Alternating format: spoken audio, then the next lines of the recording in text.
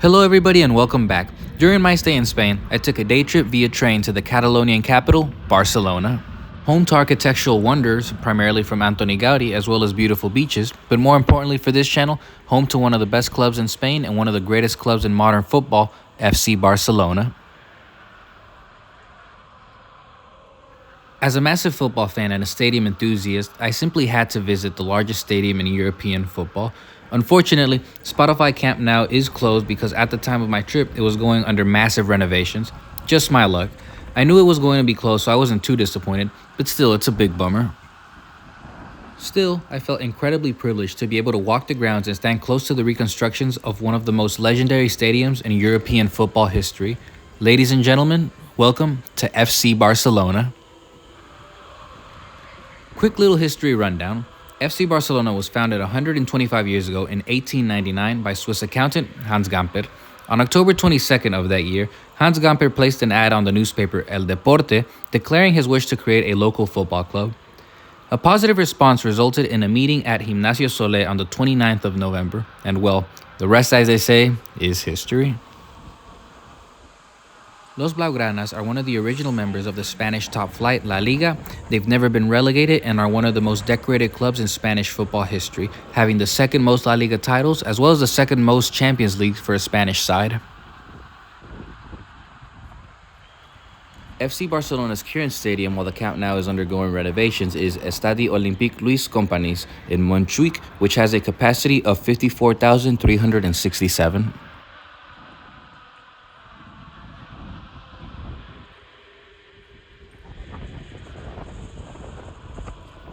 This might vary among some people, but I actually really like the feel of walking into FC Barcelona's grounds because it feels like you're walking into a town or village with restaurants, cafes, ticketing booths, the museum itself, the stadium, as well as the team store. There's a very big sense of community upon walking into the grounds.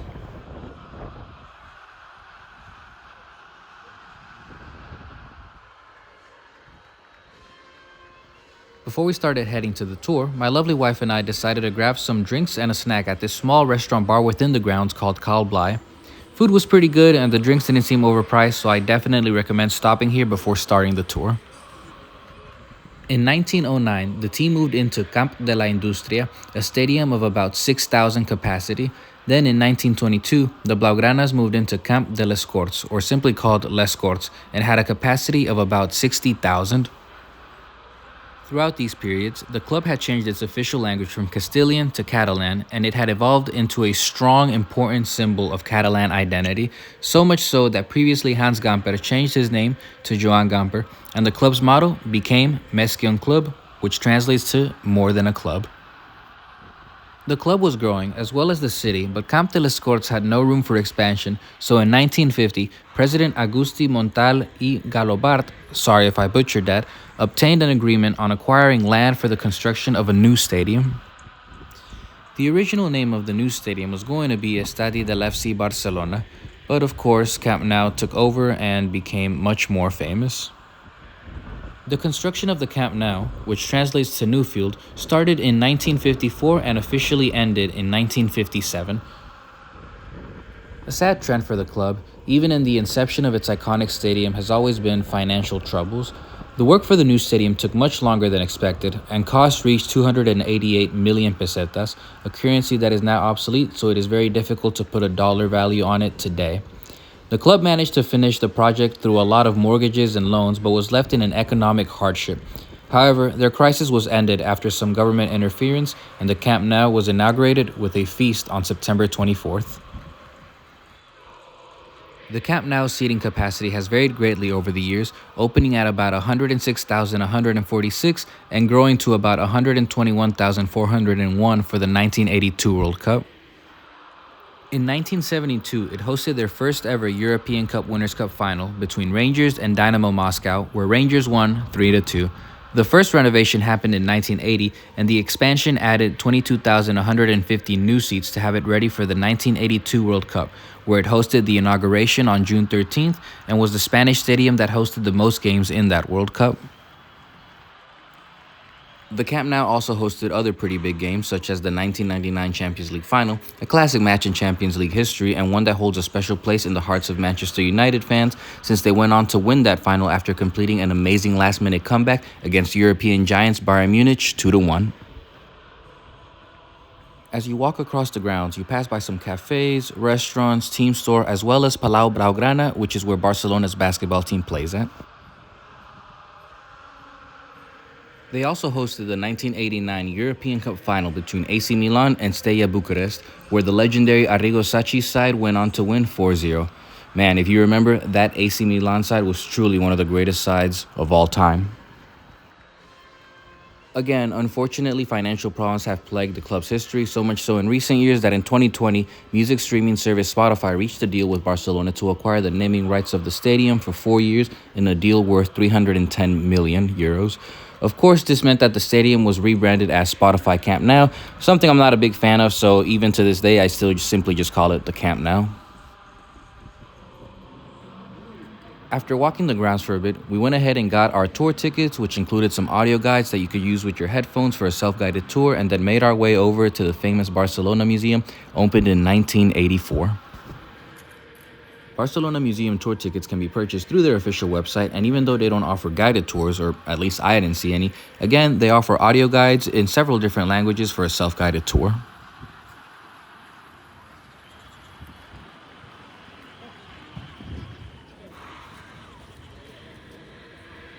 As we enter the museum, one of the very first things they make you do, without exception, is to take a picture with the Barcelona banner as well as you holding the Champions League. As a Madrid fan, I thought it was really funny how you couldn't just skip past it, but to my Barcelona fans, not to worry. At the time of making this video, FC Barcelona's future looks amazing. With Flick in charge, I believe it's only a matter of time before Barcelona finally reaches European glory yet again. And speaking of glory, football fans relish and culés delight as we enter the FC Barcelona Museum. One thing I noticed right off the bat about this museum is just how much space there is. It's not crowded at all, which was honestly a breath of fresh air. You don't have to squeeze past people or worry about getting pushed or shoved for not moving along. You can really take your time and appreciate the displays and memorabilia.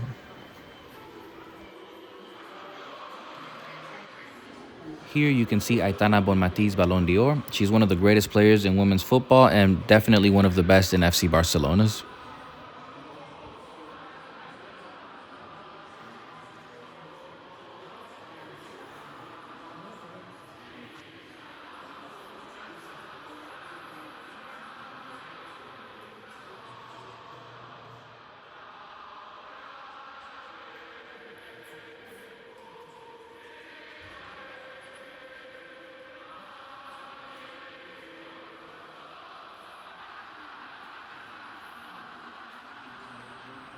Here we have an exhibit dedicated to Barcelona's youth academy, La Masia, which roughly translates to the farmhouse, and is, in my opinion, the greatest football academy of all time.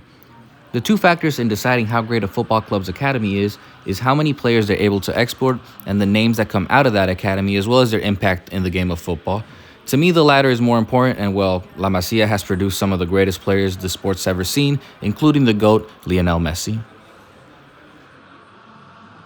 The next exhibit we walked to was a tribute to FC Barcelona's most important player, Johan Cruyff. Before anyone ever even wants to question this, there is a difference between the best and the most important player. Barcelona wouldn't be where they are without Cruyff being idolized by the likes of Pep Guardiola and Xavi. Therefore, Johan Cruyff is undoubtedly Barcelona's most important player and the father of modern football. As we continue on, we went through this little hall where you can take pictures with FC Barcelona players on video screens. We then move on to Barcelona's trophy cabinet. FC Barcelona's most successful competitions are the Copa del Rey and Supercopa de España. Copa del Rey is the domestic knockout competition in Spain that is the oldest cup in Spanish football since La Liga was formed in 1929. This competition features teams from even the 4th division in Spain. And then the Supercopa, for the longest time, was simply the winner of La Liga facing off against the winner of La Copa del Rey. Barcelona has a record 31 and 13 titles, respectively, in these competitions. Barcelona also have the second most UEFA Super Cups with an astounding 5 and 3 FIFA World Cups, one of them being the memorable final in 2012 against Neymar Santos, where Barcelona put on a masterclass performance and won 4-0. I am terribly sorry for the next clip. As I was putting together this video, I came to the realization that I recorded the Champions League trophy cabinet, arguably the most important part of the tour, vertically. I have no idea how this happened, but I do apologize.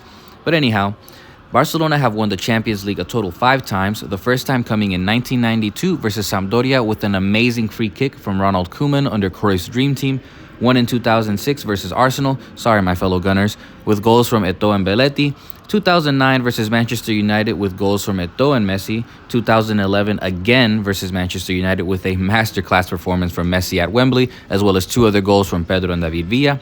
Lastly, the last Champions League title Barcelona has won was almost a decade ago, with goals from Rakitic, Suarez, and Neymar in that amazing MSN trio. Sure, FC Barcelona may not have as many Champions Leagues as other teams, but being 5 times European champion is an amazing feat, especially having won them twice with the treble, and one of those being a sextuple. The only other team to have accomplished that is Bayern Munich, and in the modern era, no other team besides Real Madrid has won more. Say what you want about Barcelona historically, but modern football, they are undoubtedly a giant. To this day, I will say that the greatest Champions League squad, not club obviously, of all time is the Barcelona one in 2010-2011 Champions League campaign. If you weren't too young and remember watching that campaign, you will know how unstoppable they were, and to this day, I haven't seen a football team play better football than that.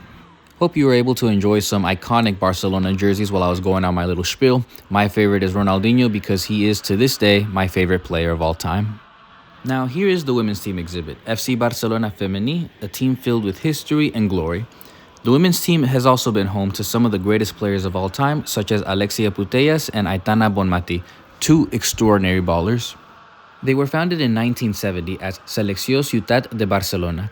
In 1983, they were renamed as Club Femení Barcelona, and in 2002 renamed as what we know them today, Futbol Club Barcelona Femení. They are undoubtedly the best team in Spanish football, having won the women's top flight La Liga F a record 9 times, Copa de la Reina a record 10 times, and Supercopa de España Femenina 4 times. They have also won the Champions League 3 times, just sitting behind Frankfurt and Lyon. And here we see some of the honors of the basketball team. Seems like they've won quite a few trophies. You'll have to excuse my lack of knowledge. I'm not really a massive basketball fan, especially outside of the US. But if you can drop any awesome facts about Barcelona's basketball team, please let me know down below in the comments. And here we have my most anticipated part of the museum, the exhibition of the greatest player of all time, Lionel Messi. It truly is a privilege to walk the grounds this GOAT walked, and to see his greatness being displayed in all its glory was absolutely wonderful. Record 8-time Ballon d'Or winner, record 6-time Golden Boot winner. Seeing this man year after year compete with the likes of Cristiano Ronaldo was an absolute privilege, and regardless of who you put second or first or what team you support, being born at the same time Messi was at his peak is truly a special privilege.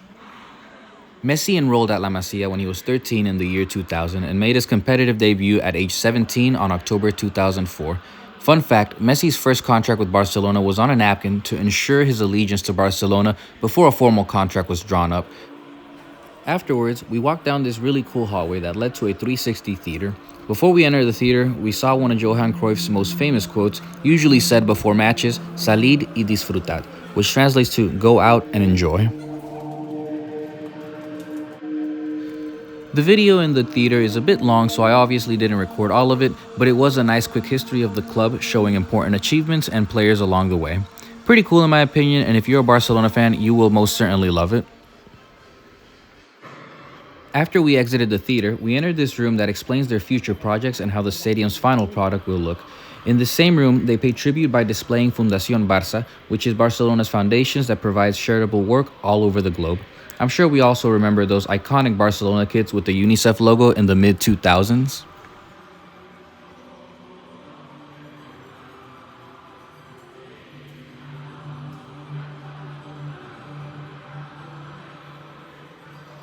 And here we have a model as well as some pictures in the background of, once again, how the stadium as well as the grounds will look like in the future.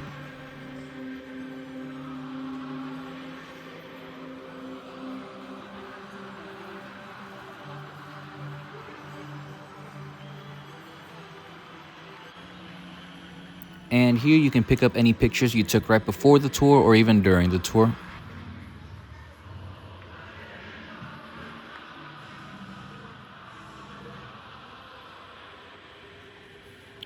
And lastly, before you exit the museum, there is a virtual reality interactive exhibit you can partake in.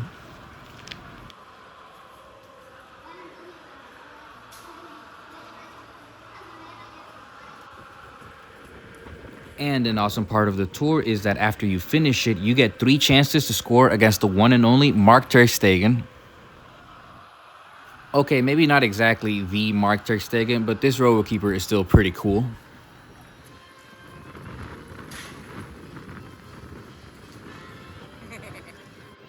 It denied all 3 of my chances as well as my wife's attempts. I think it may have gone a little harder on us since he probably knew we were Madrid fans, but hey, better luck next time.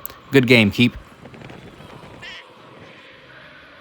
We then went to go get a glimpse of the Camp Nou while construction was going on. The renovations of the Camp Nou are estimated to cost a whopping 1.25 billion and projected to be done by June 2026 with an expected capacity of a staggering 105,000.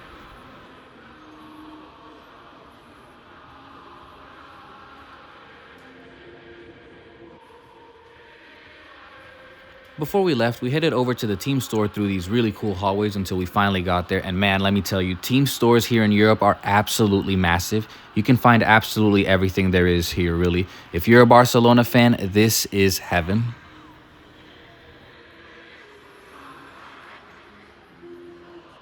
Now again, I do believe team stores can be a bit overpriced, so if you want to save some money, maybe shop for souvenirs outside the club grounds. But if you don't mind breaking the bank, then this place certainly is for you. One thing I found super interesting is just how much memorabilia is for sale. Again, outrageously overpriced, but the fact that some of this stuff is even for sale at all is pretty interesting to say the least. And it ranges from pretty cool stuff such as signed memorabilia by the GOAT Messi or other players such as Rafa Marquez, shout out to CONCACAF. But then it goes into pretty bizarre stuff like the benches that the players used or even grass, which I presume is from the Camp Nou itself. How that stays alive, I don't know, but still, you can buy it, I guess. But hey, you can't knock on anyone chasing the bag, so I absolutely respect it. So, before we end the video, I of course have to talk about the tour itself, removing any type of fandom whatsoever. The things that I really liked was that it wasn't crowded at all and as a result wasn't too loud. Since it also wasn't crowded, you could really take your time appreciating the exhibits and displays without feeling rushed to let others look.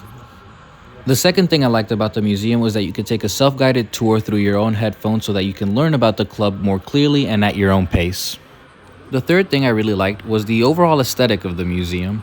Now, for the negatives, the tour was incredibly short. You can easily be done with this in 45 minutes or less. Even without the stadium being open, it felt very simple and kind of cookie cutter. I would at least like to think that there'd be a bit more to the Messi exhibits or the sextuple, but oh well. There's definitely more they could have done to really impress the fans. Overall, if you're not a big football fan, you could pretty much skip this tour because it does feel pretty underwhelming, even for a big football fan. Not bad, just pretty lackluster. In the end, this was a dream come true for me, and I'm incredibly blessed to have been able to visit these legendary grounds and a great museum for a legendary football club. If you're a football fan yourself, this is still highly recommended, and if you're a Barcelona fan, this is obviously a must if you're in the city. However, I'd recommend you guys wait a few more years just so that the stadium is complete by the time you come here. That way, I think you'd get a bit more bang for your buck. Well, that about wraps it up, you guys. Thank y'all so much for making it to the end of this video. If you liked it, please give it a thumbs up. And if you'd like to see more content like this, please subscribe.